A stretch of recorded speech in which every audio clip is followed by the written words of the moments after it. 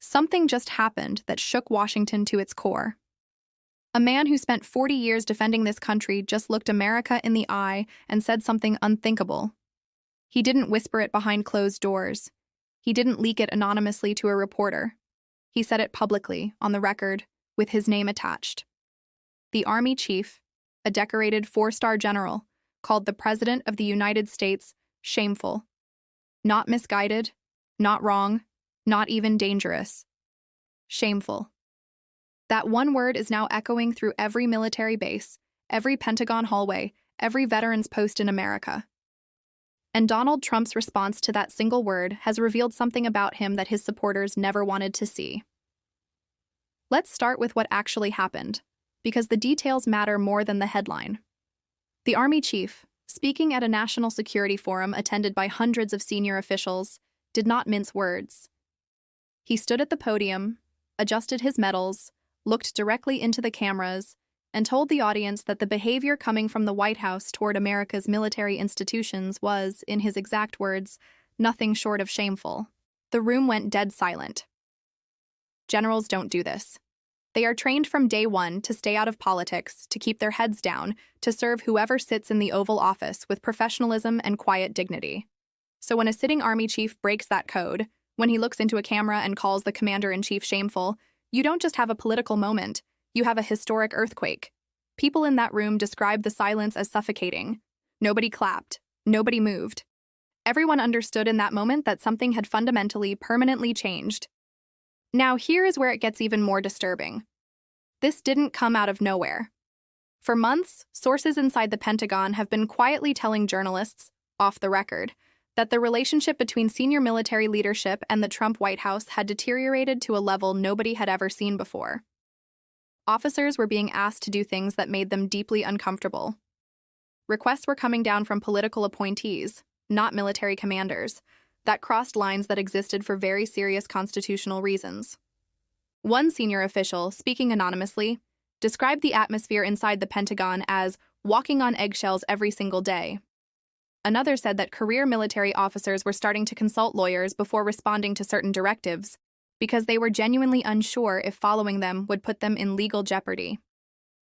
Think about what that means. These are men and women who have served in combat zones, who have made life and death decisions under fire.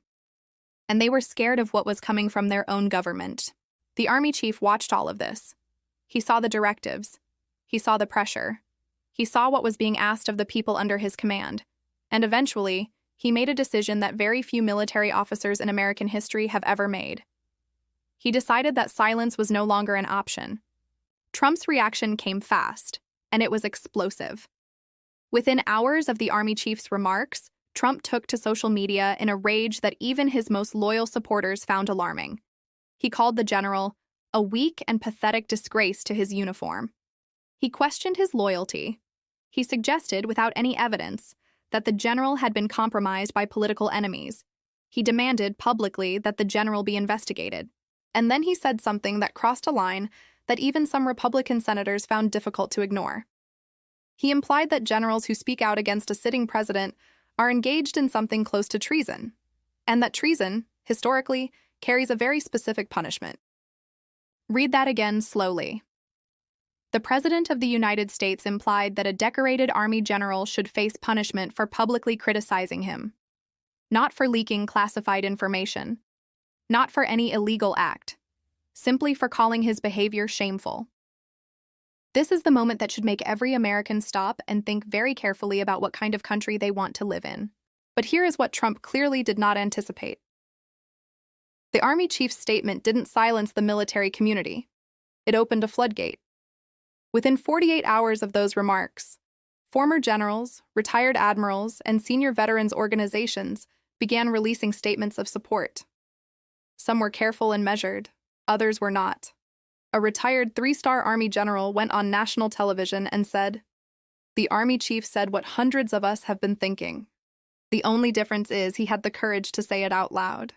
A group of retired Special Forces commanders published an open letter saying that the pattern of behavior they were observing from the Trump White House represents a clear and present danger to the constitutional order that every one of us swore our lives to protect.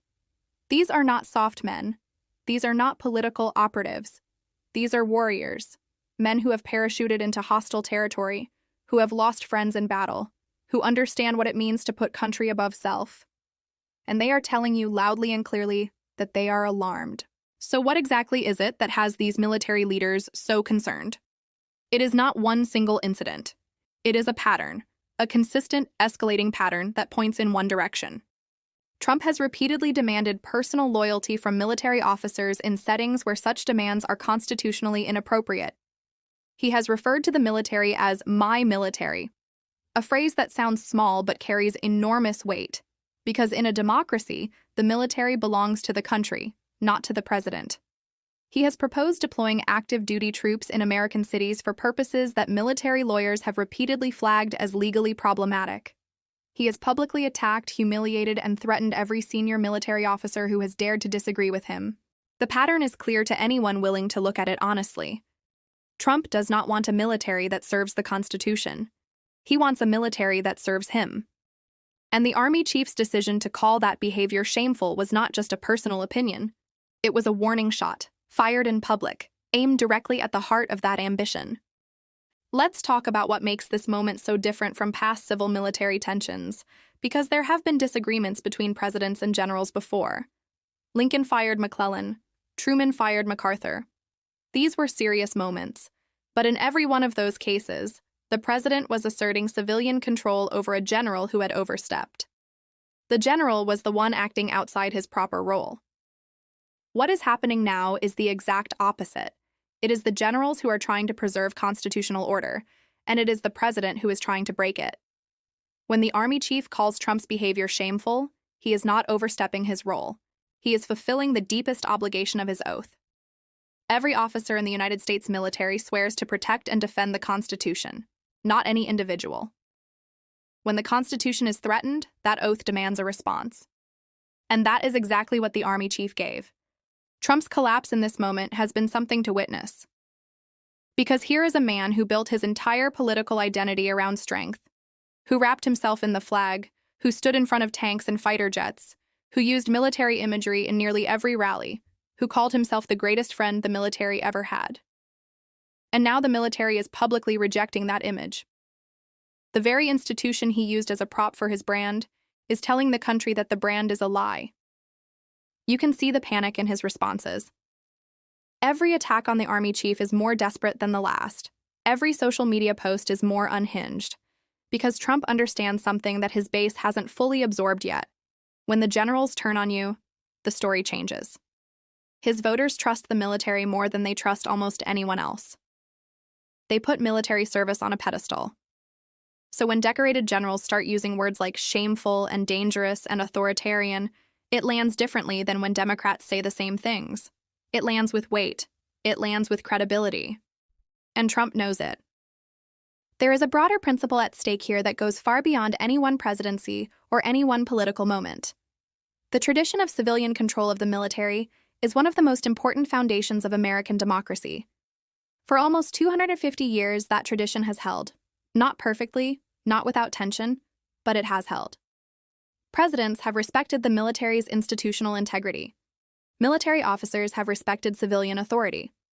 That balance is what separates a democracy from a military dictatorship. What these generals are warning about is that this balance is under serious threat. When a president demands personal loyalty from military officers, when he threatens them for speaking out, when he tries to use the armed forces as a tool for domestic political purposes, he is attacking that foundation. He is pulling at the threads that hold the whole system together. And the Army chief's decision to stand up and call it shameful was not just brave, it was necessary. Because once those threads are pulled far enough, you don't just damage a norm. You tear the fabric of democracy itself.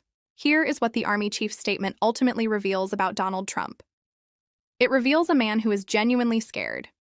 Not of America's foreign enemies, those he handles with bluster and deal-making. He is scared of accountability. He is scared of the historical record. He is scared of what happens when the most respected voices in the country, the warriors, the generals, the people who gave their lives to this nation, stand up and say that he is not what he claims to be. Because every attack Trump launches on these generals makes them more credible, not less. Every threat he issues proves their point more powerfully than any speech ever could. When you respond to the word shameful by implying execution, you have just demonstrated, in front of the entire country, exactly why the word was used in the first place. The army chief called Trump's behavior shameful, and Trump's response to that accusation was to behave in the most shameful way imaginable. The generals are speaking, the warriors are standing up. The people who know what real courage looks like, who have seen it in the worst places on earth, under the worst conditions imaginable, are looking at Donald Trump and telling America that what they see is not strength, it is not toughness, it is not leadership. It is the behavior of a man who never learned the first lesson that every soldier learns on the first day of basic training, that the mission is bigger than the man. America's military has always understood that. The Army chief understands it. The 340 generals and admirals who have spoken out understand it. And deep down, in the place where the rage and the threats can't quite reach, Donald Trump understands it too. That is why he is collapsing. That is why the fury keeps escalating. Because when the army chief looked into that camera and said shameful, he wasn't just criticizing a president. He was holding up a mirror. And what Donald Trump saw reflected back at him, in the eyes of the warriors he once claimed as his own, was the truth he has spent his entire life running from.